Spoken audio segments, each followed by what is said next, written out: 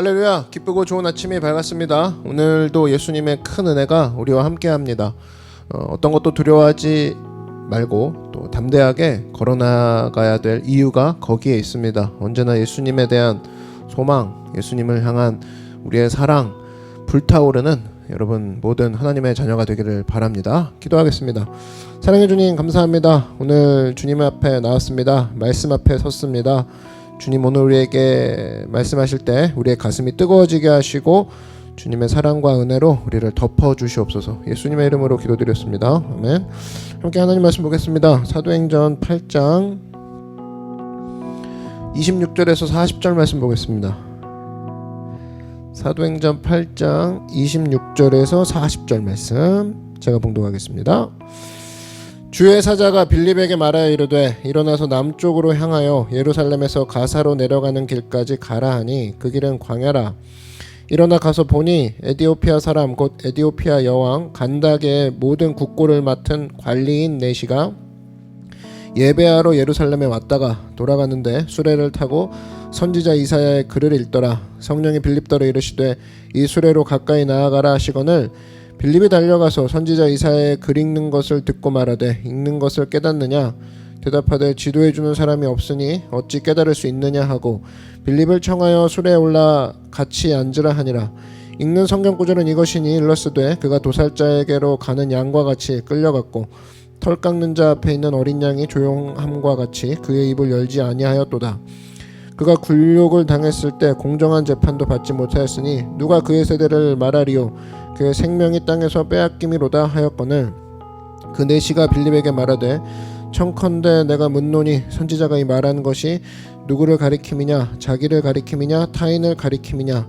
빌립이 입을 열어 이 글에서 시작하여 예수를 가르쳐 복음을 전하니 길 가다가 무리는 곳에 이르러 그 네시가 말하되 보라 물이 있으니 내가 침례를 받음에 무슨 꺼리낌이 있느냐? 이에 명하여 수레를 멈추고 빌립과 네시가 둘 다 물에 내려가 빌립이 침례를 베풀고 둘이 물에서 올라올새 주의 영이 빌립을 이끌어 간지라. 네시는 기쁘게 길을 가므로 그를 다시 보지 못하니라. 빌립은 아수도에 나타나 여러 성을 지나 다니며 복음을 전하고 가이사랴에 이르니라. 아멘. 네, 오늘은 신앙의 감각을 회복하라, 신앙의 감각을 회복하라 라는 제목으로 하나님 말씀 증거하도록 하겠습니다. 야마시타 유미가 오감재생이라는 책에서 그런 얘기를 했죠. 현대인들이 잃어가고 있는 것 중에 하나가 감각이다라는 거예요. 참 아이러니합니다. 요즘처럼 감각을 소중히 여기고 감각적인 것에 젊은이들이 굉장히 많이 몰리는 요즘만한 감각적인 시대가 없는 것 같은데 이 뜻 있는 사람들은 분명히 얘기하고 있죠. 현대인들이 잃어가고 있다. 감각을.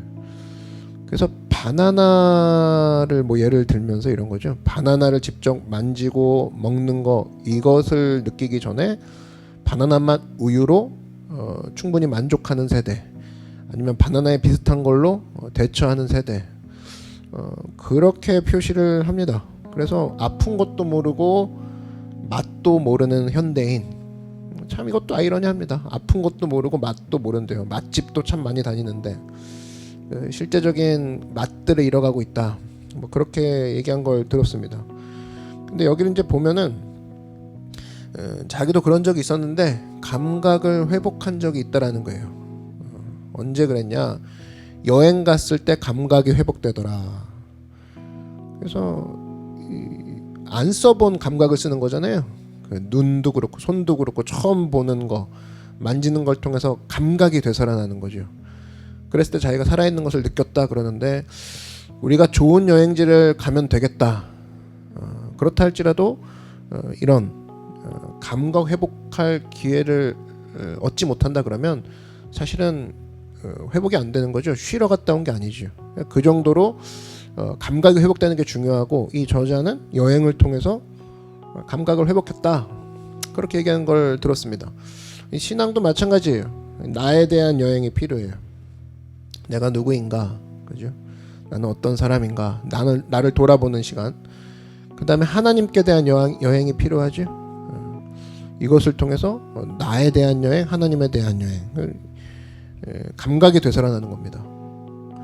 그런 의미에서 이 교회를 움직이는 거, 또 성도로 움직이는 것이 명령이 아니라 사실은 자극이 돼야 되죠. 나의 감각을 자극시키는 거죠. 그래서 우리 새신자 교육 하지 않습니까? 그 감각을 자극시키는 거죠. 나에 대한 여행을 하잖아요. 나는 누구인가 돌아보게 하고, 하나님은 누구신가 다시 한번 하나님에 대한 여행을 하고, 그러면서 감각이 막 새록새록 나지 않습니까? 감각이 그 신앙에서 중요하다라는 거예요. 한마디로 기독교 신앙은 감각의 회복이다. 출발은 어디서부터 시작되느냐? 바로 듣는 감각에서부터 시작된다라는 겁니다. 오늘 내용을 한번 보면은, 오늘 본문에 내시한테 전했던 계기가 나오죠. 빌립 집사가. 근데 자기 결심으로 일어난 게 아닙니다. 바쁠 때, 굉장히 바쁜 상황에서 주의 음성을 듣는 것부터 시작을 해요. 오늘 26절 한번 보시면, 주의 사자가 빌립에게 말하여 이르되 일어나서 남쪽으로 향하여 예루살렘에서 가사로 내려가는 길까지 가라 하니 그 길은 광야라. 뭐 구체적 음성이 뭔지 모르겠지만 자세를 우리가 집중해야죠. 주의 사자가 빌립에게 말했대요. 딱 말했대요. 이 목사도 마찬가지입니다. 열심히 일하다 보면은 하나님의 음성을 듣는 것을 소홀히 할 때가 있어요. 이 음성을 듣는다는 게 쉬운 게 아니죠. 빌립 지사는 그런 면에서 뛰어나요. 굉장히 바쁘고 또 열심히 사역하는 가운데서도 하나님의 음성을 들었다. 그리고 신앙의 성장은 언제납니다. 하나님을 향한 안테나가 서 있을 때, 그때 성장하는 거예요. 이사야도 마찬가지죠. 이사야 선지자의 터닝 포인트가 이사야서 6장에 나오는데, 거기도 이런 얘기가 나옵니다. 6장 8절에 내가 또 주의 목소리를 들으니 나오죠. 들으니 주께서 이르시되 내가 누구를 보내면 누가 우리를 위하여 갈꼬 하시니 그때 내가 이르되 내가 여기 있나이다 나를 보내소서. 오늘도 이 말씀이 들려온다라는 거예요. 들려올 때, 그때 그 들려온 음성에 대해 응답하기 시작할 때 놀라운 일들이 우리에게 일어난다라는 겁니다. 성도의 놀라운 일의 시작은 듣고 반응할 때부터. 먼저 들어야 되겠죠. 듣는 감각이 회복되어야 된다라는 겁니다. 무조건 하려고 하는 게 중요한 게 아니다라는 거예요. 빌립이 들었을 때 움직이기 시작한 거죠. 그때 놀라운 일들이 오늘 이 장에서 벌어진 겁니다. 여러분 생각해 보십시오. 안 듣는 사람은 어떻게 삽니까? 안 들으니까, 전혀 듣지 않으니까 자기 생각만으로 살고 있죠. 이걸 뭐라고 해요? 좁은 인생이라고 하죠. 새로워질 게 전혀 없는 거예요. 새로운 것을 향해 나갈 게 없는 거예요. 듣지 않으니까. 또 외부의 새로운 것들을. 사람이 누구나 그렇죠. 자기 선호도를 벗어나지 못해요. 자기 선호도를, 자기 취향을 넘어가지 못합니다. 귀찮으면 그 자리에 안 가고, 불편하면 그 자리에 안 가고. 그러니까 자꾸 초라한 인상이 되는데, 하나님의 음성을 듣고 순종하면 듣는 거죠. 그 움직이죠. 그때부터는 자기 선호도가 아닌, 자기 취향이 아닌, 자기 스케일이 아닌 하나님의 스케일로 움직인다. 그것을 성장이라고 하는 거예요. 성장하고 싶으십니까? 그러면은 들어야 된다라는 거예요. 듣고 그 자리 가운데 나아가는 걸 통해서 새로워지는 것을 맛보게 된다. 보통 우리가 생각합니다. 순종 그러면은 내가 충성해서 희생한다 오늘도. 하나님은 우리를 그렇게 못 살게 구는 하나님이 아니라는 겁니다. 하나님이 우리를 순종하게 만드는 자리로 나아가게 하는 것은 우리를 더 큰 세계로 이끄시기 위함이라는 거예요. 너 이런 세계, 너의 취향, 너의 선호도로는 절대 이 세계로 안 넘어갈 거야. 그러니까 일단 내 말을 듣고 순종해봐. 가서 새로운 세계를 경험하게 해줄게. 그거거든요. 그 시작점이 듣는 감각이라는 거예요. 오늘 빌립 집사도 이 사마리아 성, 자기 판단과 자기 선호도를 가지고 있었다 그러면은 절대로 거기를 떠날 사람이 아닙니다. 이 굉장히 전도가 되고 있었고, 뭐 부흥도 잘 됐거든요. 너무 잘 되는데 거길 왜 떠납니까? 떠날 이유가 하등의 이유가 없어요. 이 원래 빌립이 예루살렘에 있었는데 예루살렘에서도 이제 옮겨갔던 이유가 핍박받았기 때문이죠. 그리고 사마리아도 절대 안 떠났을 거라고. 그런데 하나님이 핍박을 통해, 고난을 통해서 그 자리를 또 벗어나게 하시죠. 더 넓어지는 거죠. 그래서 어디까지 넓어지냐? 오늘 27절 보니까 일어나 가서 보니 에디오피아 사람 고 에디오피아 여왕 감닥의 모든 국고를 맡은 관리인 내시가 예배하러 예루살렘에 왔다가 광야까지 이 사역의 폭이 넓어지는 거죠. 전부 다 자기가 계획해서 움직인 게 아니라 하나님의 음성 듣고 움직이는 거죠. 그래서 이 정도만 봐도 우리가 지혜다 그러면은 백보양보해서 대가의 소리만 하나하나 듣기만 해도 사람이 넓어진다라는 거예요. 제발 작은 생각에 매여 살지 마십시오. 늘 남의 소리를 듣지 않으면 자기 생각으로 사는 거예요. 하나님이 하다못해 그런 얘기 하시죠. 이사야서 55장 7절에 악인은 그 얘기를 불의한 자는 그의 생각을 버리고 야훼께로 돌아오라. 그리하면 그가 긍휼히 여기시리라. 우리 하나님께로 돌아오라. 그가 너그럽게 용서하시리라. 그러시면서 이는 내 생각이 너희의 생각과 다르며 내 길은 너희의 길과 다름이니라. 야훼의 말씀이니라. 하늘과 땅 차이라는 거예요. 하나님의 생각이 훨씬 더 크다. 그러니까 순종할 이유가 거기 있는 거죠. 그분의 생각에 우리가 순종하면 그분의 스케일로, 그분의 크기로 우리가 커진다. 하나님이 그걸 원하신다라는 거예요. 그리고 또 이렇게 들으면서도 커지지만 또 하나님께서는 우리를 커지게 하기 위해서 고난을 또 활용하시기도 하죠. 고난을 통해서 또 사람을 크게 하십니다. 오늘 사도행전이 8장인데 8장 이 첫째 줄 1절을 한번 보면 사울은 그가 죽임당함을 마땅히 여기더라. 그날에 예루살렘에 있는 교회에 큰 박해가 있어 사도 외에는 다 유대와 사마리아 모든 땅으로 흩어지니라. 이것만 보게 되면 굉장히 슬프죠. 안타깝고 뭐 가슴 아픈데 사실은 이걸 통해 이 빌립이 떠나는 계기가 됐고 나중에는 말씀 들고 광야로 가게 되는 계기가 되는 거죠. 점점 넓어지는 겁니다. 이 고난 가운데 우리를 넓게 하시는 주님. 그래서 사실은 다른 말로 한다 그러면 고난을 통해서 우리한테 불필요한 것들을 자꾸 버리게 하시는 거죠. 불필요한 것들, 내가 움켜쥐고 있었던 것들 고난을 통해서 버리게 하신다. 여러분 오늘 삶 가운데 고난이 있습니까? 그럼 기억하라는 거예요. 하나님이 넓게 하게 하시는구나. 또 하나님이 불필요한 것들을 버리게 하시는구나. 그래서 더 새로운 것, 더 넓은 곳으로 가게 하시는구나. 순종하면 넓어진다라는 거예요. 들으면 그때부터 넓어진다. 오늘 26절 보십시오. 주의 사자가 빌립에게 말하여 이르되 일어나서 남쪽으로 향하여 예루살렘에서 가사로 내려가는 길까지 가라 하니. 가라 그랬죠? 그 길은 광야라. 가서 누구 만납니까? 에디오피아 장관 만나고 또 사마리아에서 머무르지 않고 점점 넓어지는 거죠. 절대로 고난은 우리를 죽이는 것이 아니라 한 번도 가보지 않은 곳으로 가게 하신다. 그래서 여러분이 원하는 대로 살지 마십시오. 말씀이 이끄는 대로 살아야 됩니다. 그래야 넓어져요.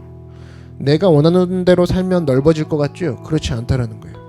그럼 사마리아에 머물러 있게 되고 예루살렘을 떠나지 않게 되는 삶이 되는데 말씀을 듣는 순간 에디오피아 장관 만나고요. 광야까지 넓어지는 거죠. 그러니까 말씀 듣고 거기까지 가는 거죠.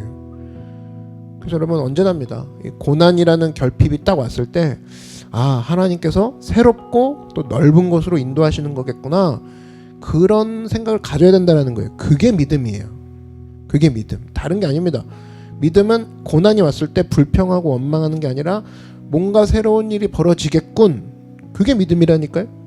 막 교리가 떠오르고 막 뭔가 기도문이 터져 나오는 게 아니라 하나님이 생각이 있으시다. 내 생각과 완전히 다르신 그분이기 때문에 더 큰 자리로 가게 하는구나. 그게 바로 믿음이라는 겁니다. 여러분 예수님 가나의 혼인잔치 한번 보십시오. 포도주가 없어졌죠. 결핍이 됐단 말이에요. 일종의 위기죠. 모자람의 법칙. 어려움이 왔어요. 그때 왜 우리가 어려움 당합니까? 그렇게 묻지 않고 말씀대로 순종하라. 말씀대로 가져다 주라. 마리아가 그렇게 얘기했죠. 예수의 말씀 들으라. 그랬더니 물이 포도주로 변하는 기적을 맛보죠. 그래서 언제나입니다. 언제나 들어야 된다라는 거예요. 듣는 걸 통해서 항상 내 마음속에 듣는 감각이 회복돼야 되는구나. 그래서 듣는 감각을 통해서 주님, 내가 이 고난의 자리에서 새로운 것으로 나아가게 하시는 그의 음성을 듣고 내가 순종하게 하여 주시옵소서. 넓은 자리로 나아가게 하시는 그 주님의 음성을 듣기 원합니다. 그 모습이 필요하다라는 거예요. 그래서 여러분 우리가 항상입니다. 항상 기억해야 될 거. 하나님은 항상 우리를 넓은 곳으로, 좋은 곳으로 인도하시는구나. 그래서 예수님이 경고했죠. 예수 믿으면서도 예수 믿으면서도 작게 사는 인생들 보면 밤낮 고민하는 게 그거예요. 무엇을 먹을까? 무엇을 입을까? 무엇을 어디서 살까? 이건 뭐라고 했어요? 이방인의 생각이라 그러죠. 근데 그 뉘앙스가 좀 점잖아서 그렇지 사실은 뭡니까? 예수 안 믿는 썩어 빠질 것들이나 그런 생각하고 있지 너까지 그런 생각하면 안 되지 그거예요. 왜? 너는 말씀을 공급받고 있잖아. 너는 약속을 공급받고 있는 사람이잖아. 너는 새롭게 하시고 넓게 하시는 주님이 함께하는 자잖아. 근데 왜 자꾸 좁게 생각해 그거예요. 예수님이 그거 경고하시죠. 그래서 여러분 우리 안에 언제나 결핍이 느껴질 때가 있습니다. 일종의 고난이죠. 결핍, 건강의 결핍이 느껴질 때가 있고 재물의 결핍, 아니면 결혼의 결핍, 인생의 결핍이 느껴질 때 있지 않습니까? 고난이라는 거예요. 고난의 때 사실은 소망과 사랑과 그분의 희생으로 우리의 삶을 생명으로 적시게 하신 그 예수님을 떠올려야 되는 거 아닙니까? 떠올리는 것을 통해서 예수님도 십자가라는 일종의 생명의 결핍의 자리죠. 십자가가 어떤 생명도 살아서 내려올 수 없는 그 자리에서 부활로 넘어가신 주님을 생각한다 그러면 내가 지금이 좋은데요 여기 있을래요 그 모습으로 버팅길 게 아니라 하나님이 나를 고난의 자리로 이끄실 때 나를 새로운 곳 생명의 자리 넓은 곳 내가 한 번도 가지 못한 곳으로 이끄시려는 거구나 순종해야지 이 모습으로 나간다 그러면 어느새 고난의 자리도 벗어나고 또 내가 맛보지 못한 새로운 넓은 자리로 도약하게 되는 계기가 된다라는 겁니다. 언제나 결핍과 모자람의 인생 이것을 통해서 하나님의 공급이 강같이 부어지는 것을 발견하고 또 그것을 기대하며 나아가는 여러분 모든 하루하루 인생 또 오늘의 그런 삶의 축복이 넘치기를 주의 이름으로 축원드립니다. 기도하겠습니다. 사랑해 주님 감사합니다. 우리의 신앙의 감각이 회복될 때 듣는 감각이 회복되어서 고난의 자리에서 주의 음성 듣게 하시고 또 환난과 어려움의 자리에서 결핍의 자리에서 주의 음성을 듣고 움직일 때 새롭고 넓은 자리 또 하나님이 나를 통해 강력하게 하시는 그 자리로 발돋움할 수 있는 귀한 믿음의 담대한 종들 되게 하여 주시옵소서. 예수님의 이름으로 기도드렸습니다. 아멘. 이 시간 말씀을 기억하면서 기도하실 때 하나님 내 안에 무엇보다 듣는 감각이 회복되게 하여 주시옵소서. 그래서 무엇을 하기 전에 듣지 않고 한다 그러면 내 선호도로 하고 있는 거잖아요. 내 취향을 못 벗어나는 그 행동을 하는 거잖아요. 하는 게 중요한 게 아니라 음성을 듣고 한다 그러면 한 번도 가보지 못한 영역 또 내가 무서워했던 영역 주의 힘으로 이길 수 있다라는 겁니다. 오늘 그 힘을 달라고 성령님 함께 인도해 달라고 주의 이름 한 번 부르고 다 같이 통성으로 기도하겠습니다. 주여 사랑해 주님 감사합니다. 듣는 감각 회복하여서 순종함으로 넓은 자리에 또 하나님 기뻐하는 자리에 한 번도 내가 가보지 못한 자리에 두려움 떨쳐버리고 걸어나아가 승리하는 믿음의 백성들 되게 하여 주시옵소서. 오늘 한 사람 한 사람 성도에게 주의 능력을 부어주시고 하나님의 놀라운 은혜와 은총을 덮어주시옵소서. 할렐루야 할렐루야 할렐루야.